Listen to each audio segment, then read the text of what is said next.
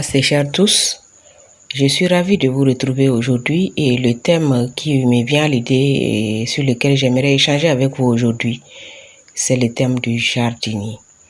C'est le thème des jardiniers que nous sommes tous sur la terre. Nous sommes à l'image du jardinier.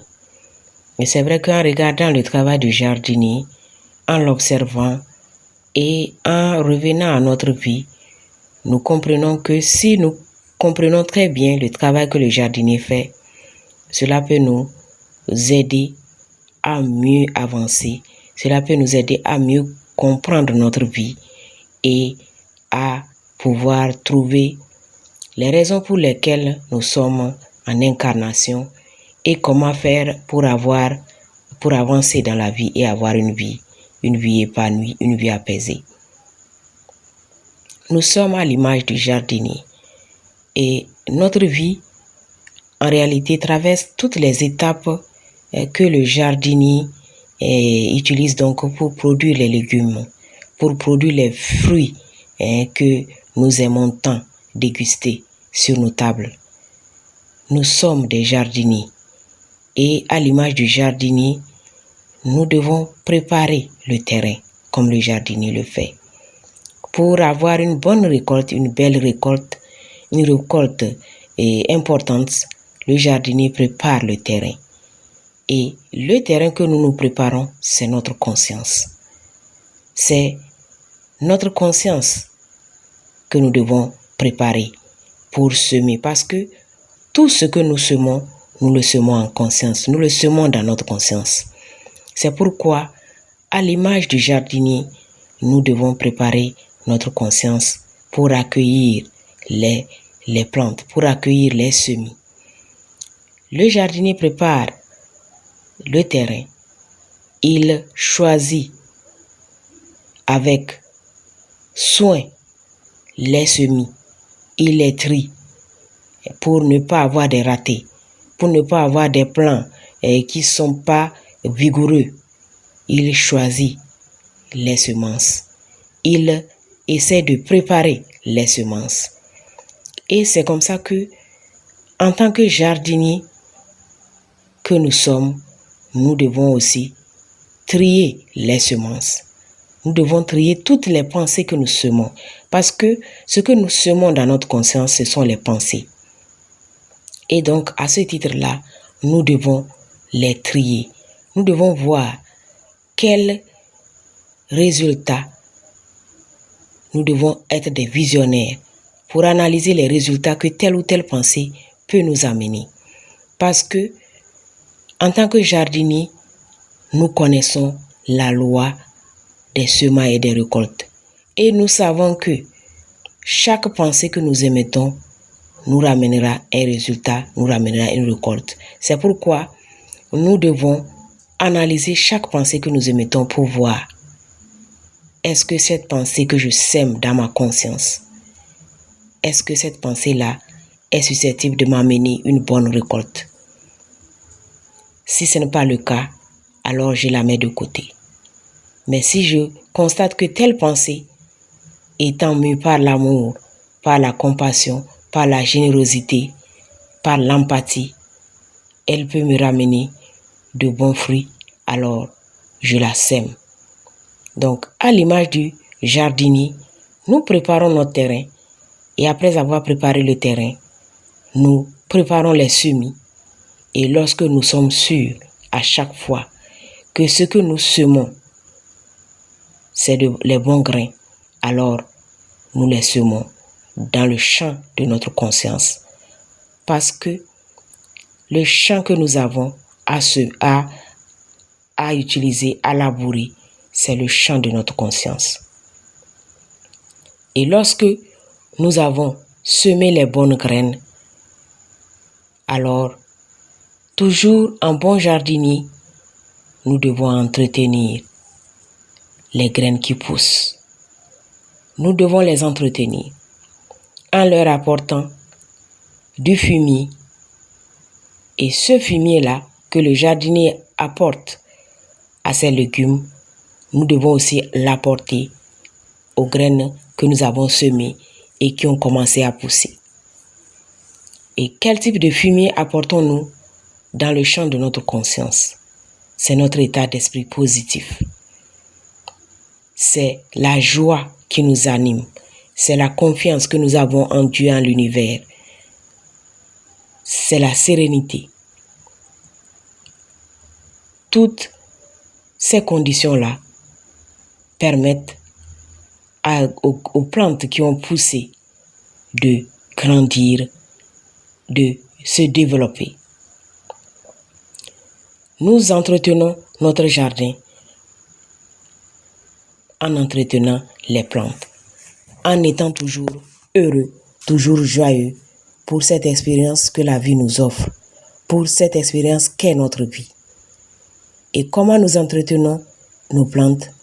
C'est aussi en enlevant les mauvaises herbes qui ont pu pousser, qui ont échappé à notre vigilance, en dissolvant tout ce qui n'est pas de nature à permettre à notre jardin d'être florissant, en éloignant les pensées de haine, les pensées de colère, les pensées de jalousie, les pensées d'envie, de vengeance, en gardant un état d'esprit positif, toujours et toujours, en laissant passer que la joie, que l'amour, que la compassion, que les bénédictions. Alors, nous entretenons véritablement notre jardin.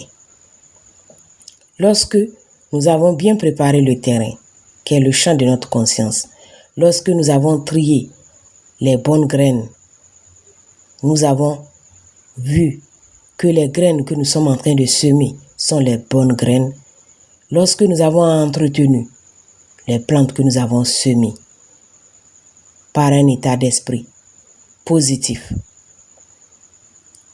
par la vigilance qui nous permet de rester serein, de rester confiant, d'avoir la foi, de nous abandonner à l'univers et à Dieu, c'est normal que nous nous attendions, comme le bon jardinier qui a assidu à avoir une bonne récolte, à avoir une très très bonne récolte, à voir nos plants se développer et porter les meilleurs fruits que nous puissions attendre.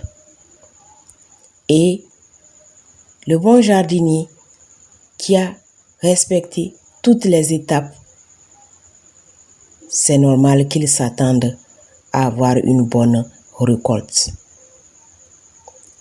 C'est normal qu'il s'attende à récolter ce qu'il a semé, pas à récolter ce qu'il n'a pas semé.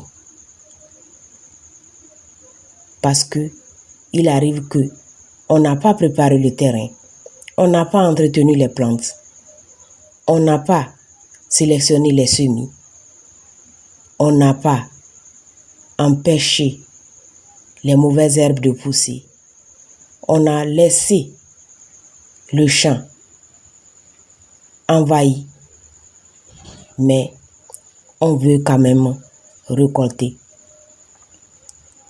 Il faut s'attendre à ce que la récolte soit à la mesure de ce que nous avons semé. Et avoir l'honnêteté de ne pas regarder les récoltes des autres. Parce que vous ne pouvez pas récolter autre chose que ce que vous avez semé.